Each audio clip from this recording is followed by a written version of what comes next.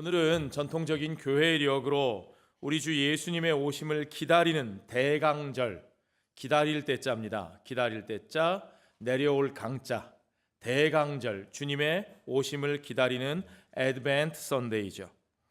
대강절에 우리가 자주 읽는 본문 가운데 이사야서 본문이 있습니다. 그 가운데 7장 14절 말씀은 우리에게 아주 익숙한 구절이죠. 처녀가 아들을 낳을 것이다. 그리고 그의 이름을 임마누엘이라고 부를 것이다 라는 예언이 우리가 다 성탄절 때마다, 그렇죠? 특별히 우리 전통적인 예배에서는 교동문을 할 때에도 또 예배 묵도로 시작하던 방식에서도 이 말씀을 동정녀가 잉태하여 처녀가 잉태하여 아들을 낳을 것이니 그 이름을 임마누엘이라 하라 하는 이 7장 이사야 7장 14절 말씀을 우리가 아주 익숙하게 늘 읽고 들어왔습니다. 우리는 아무 의심 없이 이 말씀이 바로 주 예수 그리스도에 대한 말씀인 것으로 우리가 아주 쉽게 받아들이는데요. 그런데 여러분 어떻습니까? 이사야서 7장 전체를 한 번이라도 읽어보신 분이 계십니까? 사실 이사야서 7장의 내용만 놓고 보면 이 말씀이 그렇게 예수 그리스도에 대한 구원의 약속으로 우리가 받아들이기가 쉽지가 않습니다. 그래서 우리는 오늘 좀 더 이 내용을 전체의 맥락 속에서 더 깊이 살펴보려고 합니다. 이때의 시대적인 배경을 먼저 말씀드리면 이 북왕조 이스라엘과 남왕조 유다가 분단되어 있던 상황입니다. 그 남쪽 유다 왕 12대 왕 아하스의 시대였는데 이 아하스 하면 우리가 생각나는 사람은 그 사람의 아들 히스기야가 더 유명해요.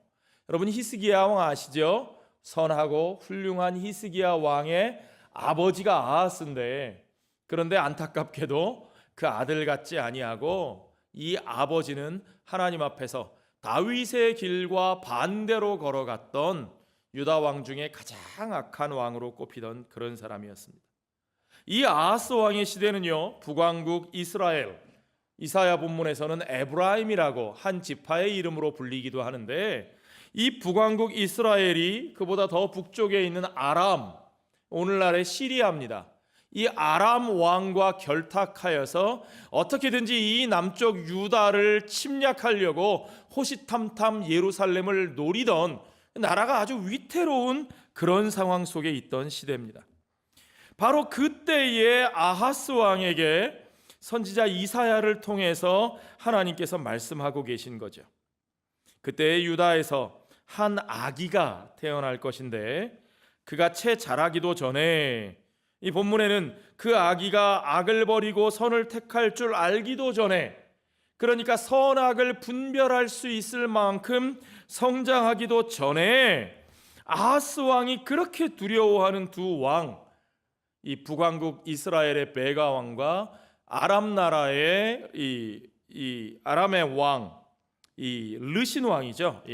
베가 왕과 르신 왕의 이 위협이 사라지게 될 것이다 라고 말씀하고 계신 겁니다. 유다를 괴롭히던 그 두 나라, 이 두 나라를 그보다 더 강한 나라가 저 북동쪽에서 일어나는데 그 나라가 우리가 잘 아는 아수르죠. 이 아수르를 통해서 유다를 괴롭히는 이 두 나라가 무너지게 된다는 겁니다. 그거야말로 누가 바라던 거예요? 아하스 왕이 바라던 거죠. 아하스 왕은 계속해서 어떻게 하면 저 아수르를 끌어들여서 아수르의 힘을 가지고 내 이 골칫거리를 해결할 수 있을까? 그것이 아하스 왕의 생각이었어요. 그가 바라던 바였습니다. 그리고 실제로 그렇게 되었다는 거죠. 하나님께서 예언하신 대로, 선지자를 통해 말씀하신 대로 아람과 북왕국 이스라엘이 멸망하였습니다. 선지자의 예언이 이루어진 것뿐만 아니라 아하스의 바라던 대로 이루어진 겁니다. 그저 그 위협과 공포로부터 벗어나는 것이 소원이라면 아하스의 소원이 곧 이루어질 수 있는 겁니다. 누구에 의해서 이루어져요? 아수르가 해결해 주는 거예요. 아수르가. 우리 눈앞에 보면 판세가 보입니다. 조금만 더 큰 판세를 보고 힘 있는 자와 손을 잡으면 내 눈앞에 있는 일들이 해결받을 수 있다는 거죠. 그런데 문제는 뭐냐? 진짜 두려운 일은 그 다음에 닥쳐온다는 겁니다. 아수르가 그들의 진짜 구원자가 될 수 있느냐? 아니요. 하나님은 아수르가 결코 그들의 구원자가 될 수 없다는 사실을 분명하게 이사야를 통해서 말씀하고 계신 거예요. 자, 우리가 여기서 관심을 다시 아기를 낳은 한 여자에게로 돌려봅시다. 성경에 아기를 낳은 한 여자의 이야기가 참 여러 번 등장해요. 심지어는 요한계시록에서도, 그렇죠? 아기를 해산하는 여자, 그 여자가 낳은 아이, 이것이 성경에서 굉장히 중요한 상징입니다. 그런데 오늘 이사야 선지자는 그 여자가 낳은 아기의 이름을 뭐라고 불러요? 임마누엘, God with us, 하나님이 우리와 함께 계시다라고 이름을 붙였다는 거죠. 여기서 선지자는 우리에게 이 여자가 누군지, 이 아기가 실제로 네 집 아인지, 이 아기의 이름을 왜 이렇게 붙였는지 그런 것들이 설명이 전혀 언급되어 있지 않습니다. 아마도 나라가 위기에 처해 있으니까 하나님께서 우리와 함께 계시기를 바란다, 그런 바람으로 이 이름을 붙였다고 생각할 수 있겠죠. 또 하나 여기서 우리가 보아야 할 것은 우리말과 영어 성경에 이 여자에 대해서 처녀라고 그렇게 번역이 되어 있습니다. 영어로 virgin이라고 되어 있죠. 그런데 이 히브리어 구약 성경의 이 단어는 알마라고 하는 히브리 말의 번역인데, 사실 이 알마라는 말은요, 문자 그대로 virgin이라는 뜻하고는 좀 다릅니다. 물론 젊은 여자라는 뜻이에요. 근데 여기 젊은 여자라는 얘기는 결혼 정년기에 해당하는 여자, 그러니까 아직 결혼하기 직전의 나이이거나 또는 결혼을 했어도 결혼한 지 얼마 안 된 젊은 여자를 통틀어서 표현하는 거예요. 그렇죠? 그런데 이것이 왜 처녀라고 번역하게 되었느냐, 왜 동정녀라고 신약 성경에 인용하게 되었느냐, 사실은 그것은요, 구약 성경을 헬라어로, 그리스어로 주전 300년경에 번역했는데, 그 번역한 septuagint, 우리말로 70인역이라고 하는 그 구약 성경의 그리스어 번역에서 처음 그렇게 번역된 겁니다. 그때에 이 알마라고 하는 히브리어 단어를 이 파르테노스라고 하는 그리스어 단어, 이 말은 말 그대로 virgin이에요. 동정녀, 처녀, 결혼하지 않은, 아직 남자를 알지 못하는 여자를 가르치는 말로 번역하게 됐다는 거죠.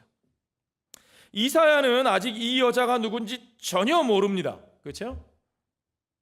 그저 그 젊은 여자가 아이를 낳을 것이다, 그리고 그의 이름을 임마누엘이라고 부르게 될 것이다, 하나님께서 그에게 그와 같이 말씀하셨어요. 그 이름을 붙일 때 그 이사야 자신도 실제로 이 아이가 어떻게, 어떤 모습으로, 어떤 역할을 하게 될 것인지 그도 제대로 알지 못하고 있지만, 그러나 하나님은 이 선지자의 입을 통하여 우리 가운데 오실 예수 그리스도가 어떻게 오실 것인지, 그리고 그가 무슨 일을 하실 것인지 우리에게 분명히 그 메시아의 이름의 의미를 알려주고 계시다는 겁니다. 그럴 때가 참 많이 있습니다. 사실 우리도 그럴 때가 있어요. 하나님께서 우리를 통해서 어떤 일을 하시고 어떤 말씀을 주시는데 사실 우리는 그것을 채 깨닫지 못할 때가 많이 있습니다. 우리가 하는 일의 진짜 의미를 모를 때도 있고, 우리가 하는 말의 진짜 의미를 알지 못하고 할 때가 있어요. 하나님께서 그렇게 하게 하시는 거죠. 남들이 보면 그가 직접 스스로 알아서 한 줄로 알지만 아니요. 그러나 그것은 하나님께서 주신 것이고 하나님께서 주신 생각이고 하나님의 특별한 목적이 그 속에 담겨 있었다는 거죠. 그 하나님의 특별한 궁극적인 목적을 우리가 채 알지 못하고 그것을 말하였을지라도 하나님께서는 그의 목적대로 분명하게 이루시는 하나님이신 것을 여러분 믿으시기 바랍니다. 선지자 이사야도 마찬가지입니다. 그가 전한 말씀의 진짜 정확한 의미와 목적을 그가 다 헤아리지 못한 것으로 보입니다. 그러나 하나님께서는 문자 그대로, 심지어 그들이 잘못 번역한 것까지 하나님이 섭리하셔서 그것을 사용하셔서 문자 그대로 동정녀, 처녀의 몸 마리아를 통해서 이 땅에 오신 하나님의 독생자 예수 그리스도를 통하여, 메시아 예수를 통하여 선지자를 통해 들려주신 이 말씀의 진짜 의미를 우리에게 분명하게 알게 하신 줄로 믿습니다. 어쨌든요, 여러분, 아하스 왕 다시 보시죠. 아하스 왕이 그렇게 두려워했던 상대, 그들의 위협은요, 이 아기, 임마누엘이라고 이름 붙인 아기가 다 자라기도 전에 해결됩니다. 그렇죠? 누구에 의해서? 아수르에 의해서. 그렇죠? 그러니까 사실 이 임마누엘이라고 하는 이 이름 붙여진 이 아기는 이 두 왕을 물리치는데 도움이 됩니까? 안 됩니까? 전혀 안 돼요. 아무런 도움이 안 돼요. 그런데 도대체 왜 여기서 이 아기의 이름이 나오죠? 7장만 보면 우리가 알 수가 없습니다. 아하스가 바라던 대로 돼요. 강대국 이스라엘의 힘으로 그 두 왕을 물리치는 거예요. 해결된 것 같아 보입니다. 그런데 진짜로 해결이 됐느냐? 아니요. 여러분, 우리가 성경을 볼 때 전체 맥락을 보아야 하는 이유가 그거예요. 바로 그 다음 장으로 넘어가면 이것이 해결된 거냐? 그들이 바라던 대로 되었는데 그들이 진짜 구원을 받았느냐? 아니라는 겁니다. 이게 중요해요. 그리고 이사야 8장을 보면 또 한 명의 아기가 등장합니다. 이 아기는 누구의 아기냐? 이사야의 아내가 낳은 이사야 자신의 아들이에요. 그런데 하나님이 이 아이의 이름을 붙이라 하시는데 뭐라고 붙이느냐? 여러분 한번 따라해 볼까요? 마헬살랄 하스바스. 마헬살랄 하스바스. 저도 이 이름을 외우는데 오래 걸렸어요. 안 외우셔도 괜찮아요. 이 부르기도 힘든 이 이름의 뜻이 무슨 뜻이냐? 노략이 급하고 약탈이 빠르리라. 도대체 이 무슨 뜻이에요? 무슨 애 이름을 이렇게 붙여요? 임마누엘 얼마나 좋았어요. 하나님이 함께 계시다. 하나님이 구원하신다. 얼마나 좋아요. 그런데 이 마할살렐 하스바스는 그게 아니고 노략질이 더 심해질 거래요. 그들이 더 심하게 약탈을 당할 거래요. 아니 왜 아이의 이름을 이렇게 붙이게 만드셔요? 그토록 두려워하던 그 두 왕이 망하였는데 오히려 노략질이 더 급해지고 약탈이 더 빨라진다니요. 무슨 말입니까? 아무것도 해결되지 않았다는 겁니다. 오히려 더 악화되었습니다. 중요한 것은 결코 아수르가 그들의 구원이 될 수 없다는 하나님의 경고의 말씀입니다. 하나님께서는 이 아이가, 이 이사야의 아들이 마할살렐 하스바스가 아빠 엄마 부르기도 전에, 그 말도 부르기도 전에 아수르의 침략으로 아람이 망하고 북왕국 이스라엘이 망할 것이라고 말씀하셨지만, 그러나 그것이 해결이 아니라는 사실을 분명하게 경고하시는 거예요. 노략이 급해지고 약탈이 빨라질 것이라. 그리고는 그 말씀대로 그들이 구원이라고 생각했던 이 아수르가 이제는 더 큰 힘으로, 북왕국 사마리아의 군대 정도가 아니고 무슨 아람 사람들의 군대 정도가 아니고 이제는 세계 역사의 대제국으로 등장하는 이 아수르의 커다란 힘으로 유다를 침공하고 예루살렘을 포위하고, 그래서 예루살렘이 얼마나 고통을 당하는지 모릅니다. 온 유다 땅에 황폐하게 되는 그 엄청난 일을 그들이 겪게 됩니다. 선지자의 표현대로 그들은 이제 큰 고통과 더 큰 흑암 가운데 놓이게 되는 거죠. 왜 이렇습니까? 성경은 분명하게 말합니다. 그들이 하나님의 율법과 증거의 말씀을 따르지 아니하고 그들이 마치 이방인들처럼 그들이 엉뚱한 것에 도움을 구했다는 겁니다. 그들이 하나님의 백성으로 살지 못했다는 거예요. 그것이 참혹한 결과를 만들어내는 겁니다. 물론 하나님은 거기서 그들을 끝내지 않으십니다. 임마누엘의 약속은 취소된 게 아니에요. 그런데 여러분 보세요. 이사야 8장을 집에 가서 자세히 읽어보시면 임마누엘, 하나님이 그들과 함께 계심으로 말미암아 그들이 자기들이 원하던 것을 누리게 되는 것이 아니라 오히려 그 하나님 때문에 그들이 이렇게 철저하게 무너지고 망하게 된다고 말씀하셔요. 그게 임마누엘이에요, 여러분. 나 임마누엘 옛날에는 좋아했는데 이제 못 좋아하겠네. 임마누엘. 임마누엘이 그렇게 무서운 말이었어? 여러분 생각해 보십시오. 하나님이 우리와 함께 하신다는 것.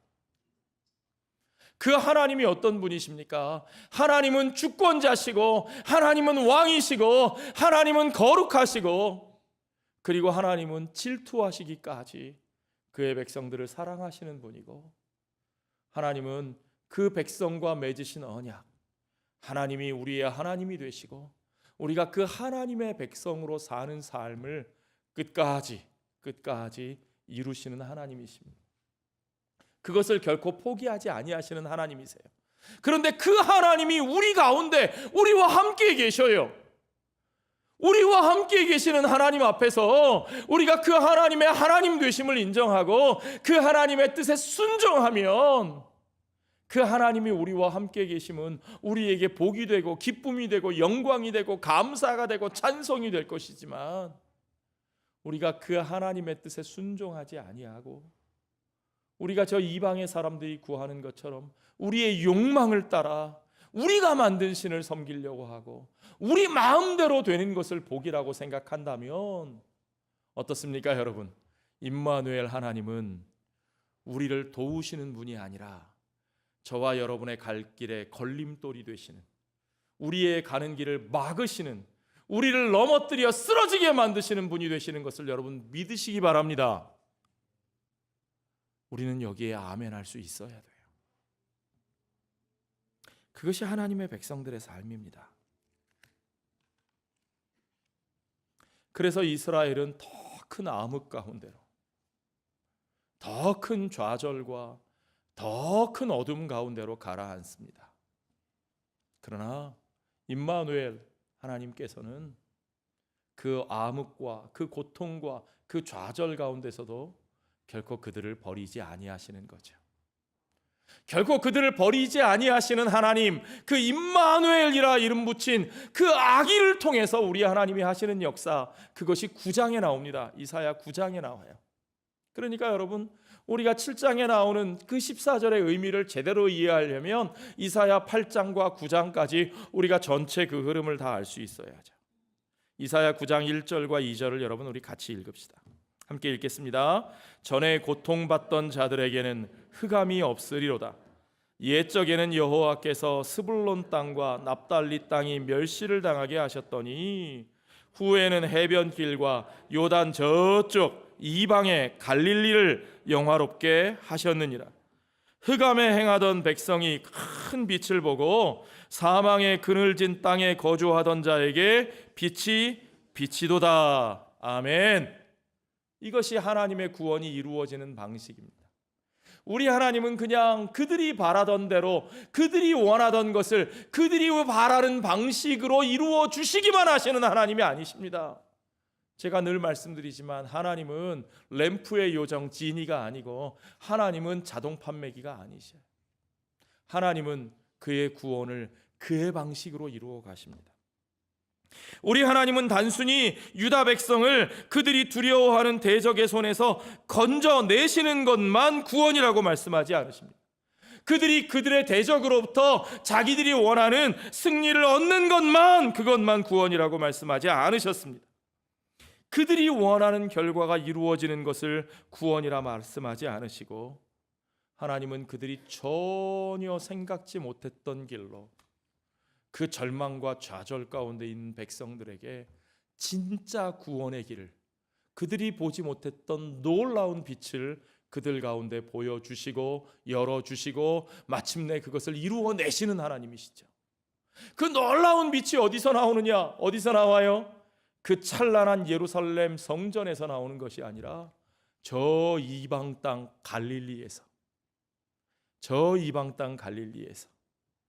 갈릴리라는 말이 나오니까 여러분 가슴이 뛰지 않으세요? 바로 그 갈릴리에서 자라시고 하나님 나라의 복음을 선포하셨던 갈릴리 사람, 나사렛 사람, 갈릴리의 어부들과 함께 그 나라의 복음을 선포하셨던 우리 주 예수 그리스도가 우리는 여기서 떠오르지 않을 수 없습니다. 그 흑암 가운데 행하던 백성이 큰 빛을 보고 사망의 그늘진 땅에 거주하던 저 이방 땅에 저 멸시당하던 그 자들, 우리가 보기에 어떻게 저런 자들이 구원을 받을 수 있을까 기대하지도 못하던 그 사람들에게 그 생명의 빛을 비추시는 분이 바로 우리 주님이신 것을 여러분 믿으시기 바랍니다. 하나님께서 아브라함과 이삭과 야곱에게 약속하신 것이 바로 그 내용입니다. 그 말씀이 그대로 이루어집니다. 그 놀라운 진짜 구원의 역사가 여호와께서 말씀하신 한 아기, 이름이 뭐라고요? 임마누엘. 그 임마누엘을 통하여 이루어집니다.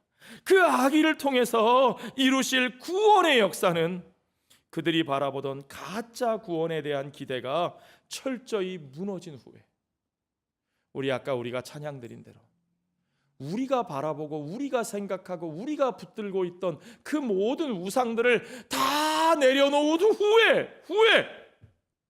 완전히 망한 후에 그 흑암 가운데서 우리가 모든 것을 내려놓고 오직 주님이 오시기만을 간구하고 있을 그때에 우리 가운데 주님의 방법으로 이루어지는 것을 여러분 보셔야 합니다. 그들이 망하는 것은 북왕국 때문이 아니고 아람 때문이 아니고 아수로 때문도 아닙니다. 여호와께서 그들의 걸림돌이 되시고 여호와께서 그들을 망하게 하신 거예요. 여러분, 우리가 이걸 정신 똑바로 차리고 봐야 돼요. 사실 바로 이것이 이방 종교와 우리 기독교 신앙의 가장 중요한 차이점이에요. 이걸 볼 수 있는 사람이 진정으로 여호와 신앙을 가지고 있는 사람이죠. 이 망함이 없으면, 이 망함을 받아들이지 않으면 그들은 여호와의 참 구원을 만나지 못합니다. 오늘 우리도 마찬가지입니다. 그들의 그 처절한 실패 가운데서 하나님은 그들이 생각하지도 못한 놀라운 구원의 역사를 이루어내십니다. 하나님의 약속은 신실하게 이루어집니다. 누구를 통해서 이루어지죠? 누구를 통해서요? 이사야서 9장 6절로 7절 말씀을 우리 같이 읽겠습니다. 이는 한 아기가 우리에게 낳고 한 아들을 우리에게 주신 바 되었는데 그의 어깨에는 정사를 메었고 그의 이름은 기묘자라 모사라 전능하신 하나님이라 영존하시는 아버지라 평강의 왕이라 할 것임이라. 그 정사와 평강의 더함이 무궁하며 또 다윗의 왕자와 그의 나라에 군림하여 그 나라를 굳게 세우고 지금 이후로 영원히 정의와 공의로 그것을 보존하실 것이라. 만군의 여호와의 열심히 이를 이루시리라. 무엇이 이루신다고요? 만군의 여호와의 열심히 이것을 이루시리라. For unto us a child is born. 이 성탄절 시즌만 되면 핸델의 메시아에 나오는 칸타타들 여러분 기억하세요? 저는 청소년 때부터 20대, 30대 이 핸델의 메시아를 얼마나 많이 불렀는지요. 그 가사들 하나하나가 마음속에 박혀 있는데, 제 입에 배어 있는데, 그 중에 한 아기가 우리에게 낳다, 이사야 9장을 노래한 바로 그 노래가 생각납니다. 여러분, 그가 영원하시는 아버지요, 원더풀 카운셀러, 놀라우신 상담자가 되신다.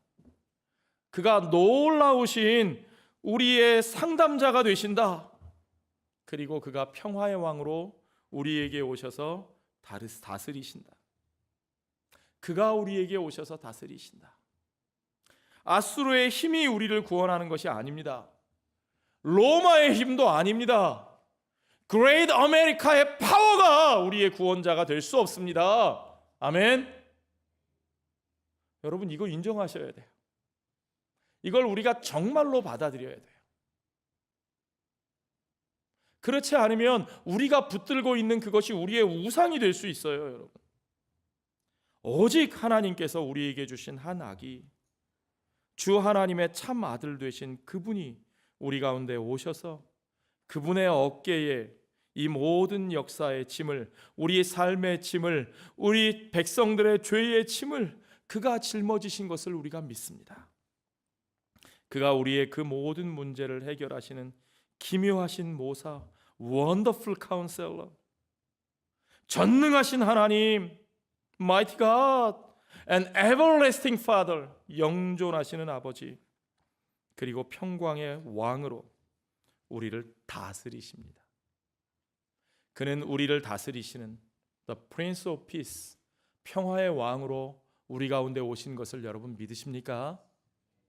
예, 그가 다윗의 보좌 위에 앉으시고 정의와 공의로 그 나라를 지키시고 다스리십니다. 여러분, 이것을 똑바로 보셔야 돼요. 이것이 선지자가 예언한 하나님의 메시아가 이루실 일입니다. 이것이 우리 주 예수 그리스도가 우리 가운데 오셔서 이루시는 구원의 진짜 본질이에요.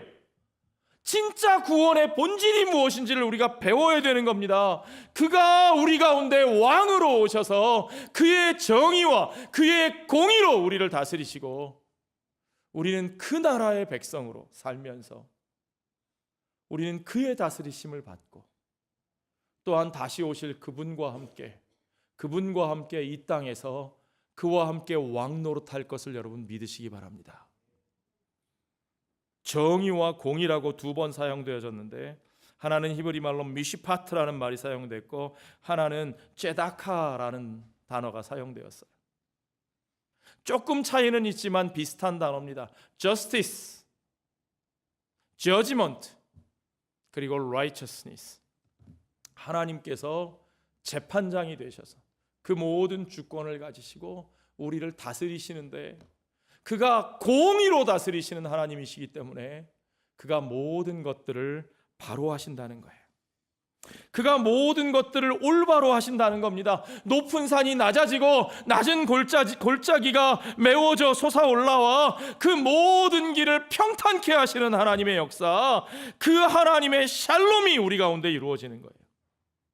그 하나님이 하나님 되시는 날, 그것이 우리 앞에 이루어집니다. The day of the Lord, 주의 날, 여호와의 날이 우리 앞에 이루어집니다.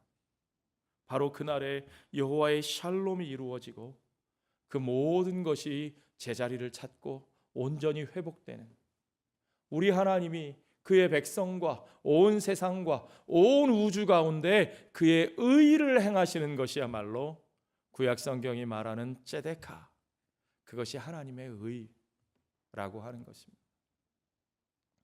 이 하나님의 의는 신약 성경에서도 똑같이 사용되어집니다.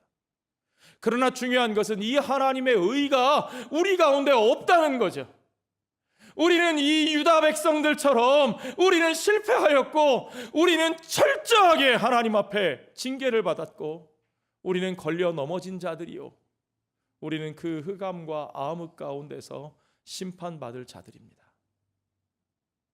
그러나 신약 성경은 의가 없는 우리들 가운데 하나님의 의가 되신 예수 그리스도가 우리 가운데 오셨음을 선포합니다.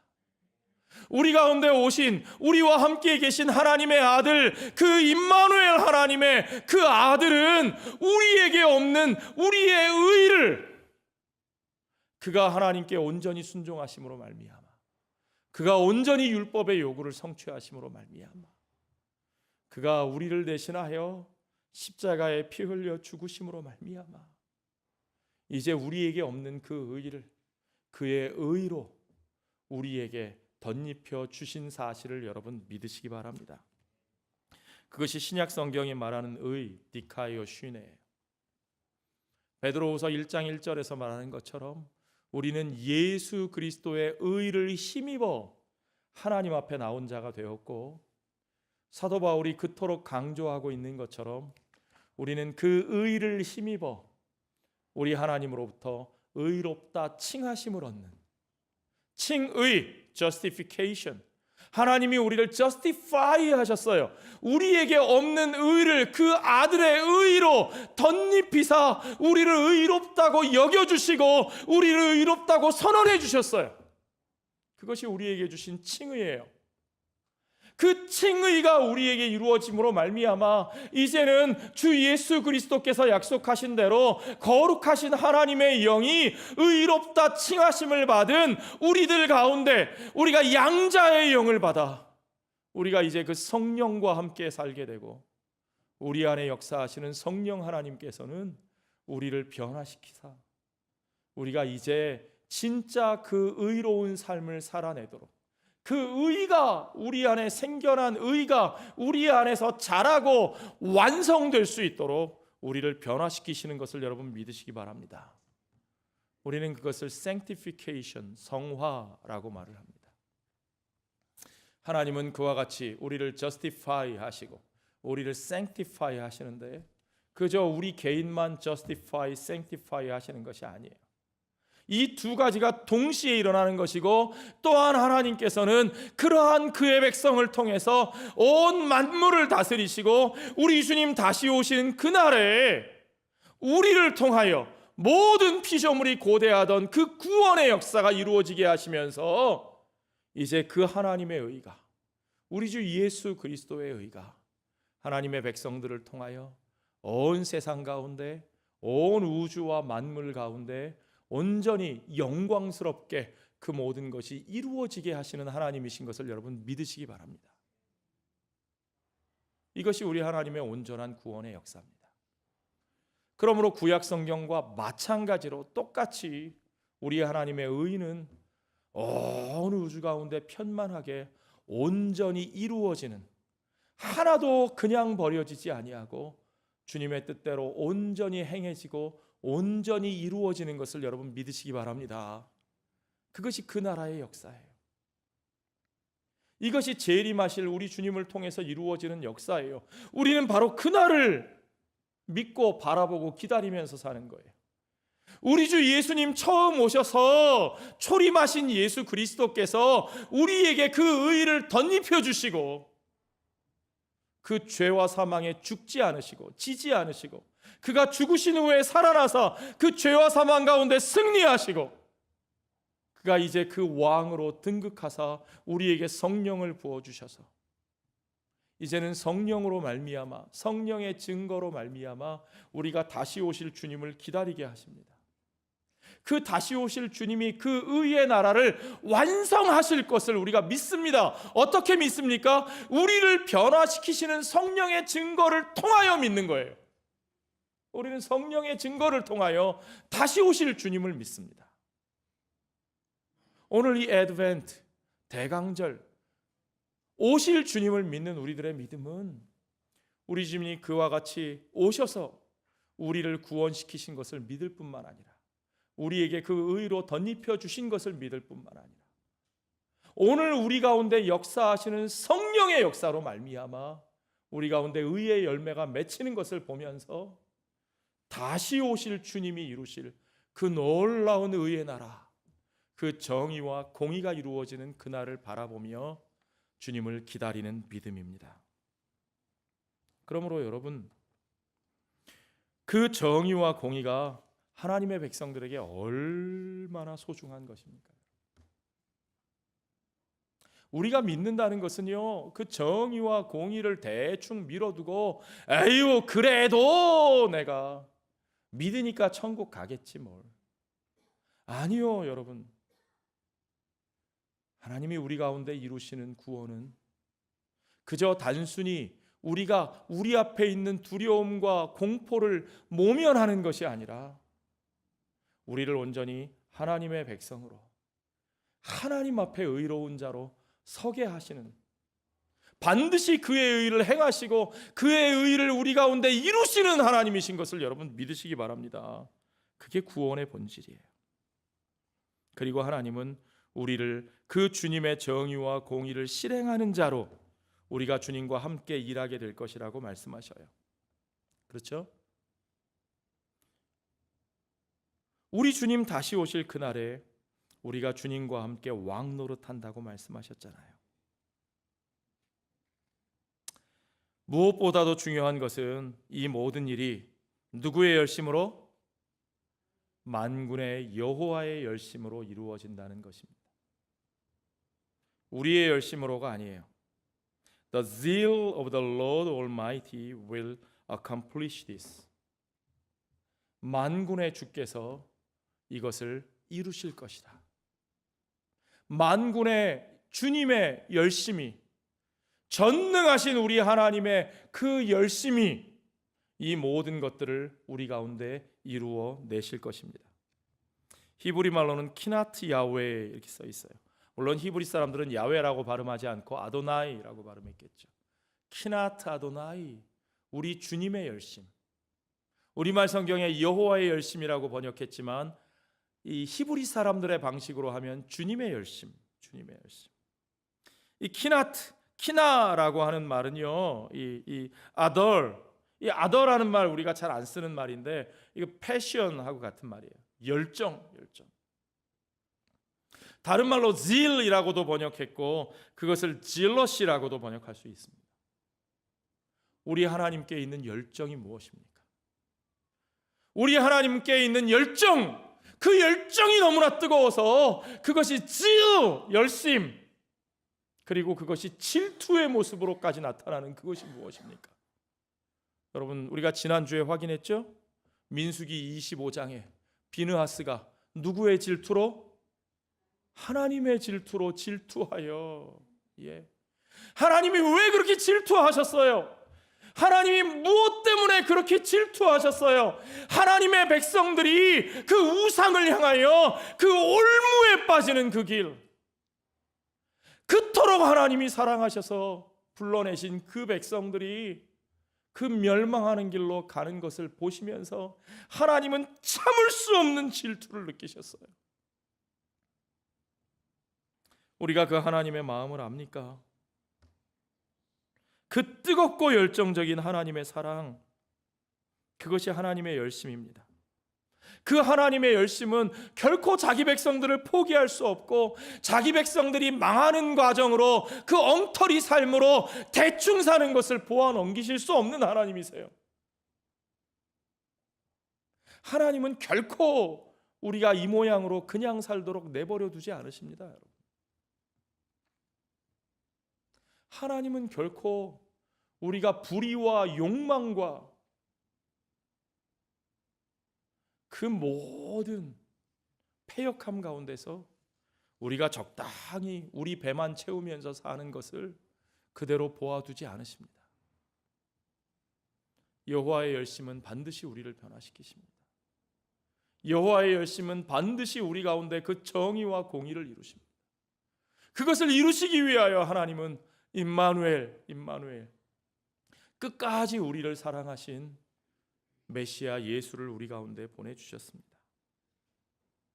그 하나님은 바로 그 열정적인 사랑 때문에 그분의 방식으로, 그분의 열심으로, 그분의 때에 이루시는 그 사랑을 우리에게 보여주셨습니다. 여러분, 우리가 하나님의 이 열심을 우리가 함부로 해석하면 안 돼요. 우리가 함부로 그냥 내 입장대로, 내 기준대로, 내 방식대로 보고 내 편으로 갈라서 이거 내 거는 하나님 거, 네 거는 남의 거. 아니요. 하나님은 그렇게 말씀하지 않으셔요. 하나님은 내 하나님이고 나는 하나님을 믿고 저들은 하나님을 안 믿으니까 그저 내게 좋은 것이 하나님께도 좋은 것이겠지. 아니요. 아하스 왕에게 좋은 것이 결코 하나님에게 좋은 것이 아니었어요. 진짜 하나님이 우리 가운데 임마누엘 하시면 적당히 여러분의 욕망을 받아 구슬려주는 우상이 여러분과 함께 하는 것이 아니라, 이방의 신과 함께 하는 것이 아니라 거룩하고 공의롭고 그 언약을 신실하게 이루어내시는 만군의 여호와 하나님이 우리와 함께 계실 때 그가 우리의 삶에 어떤 일을 이루시는지 여러분 보십시오. 그분의 눈으로 내 삶과 세상을 바라봅시다.